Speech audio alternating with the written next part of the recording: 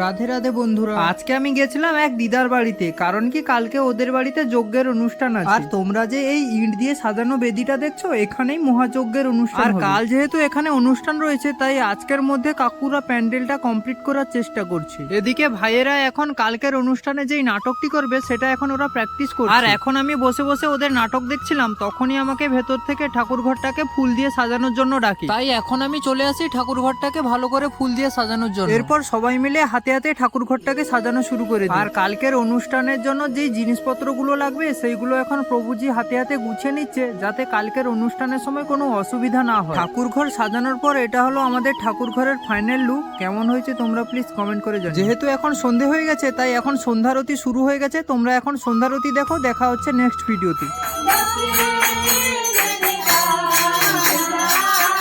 Dame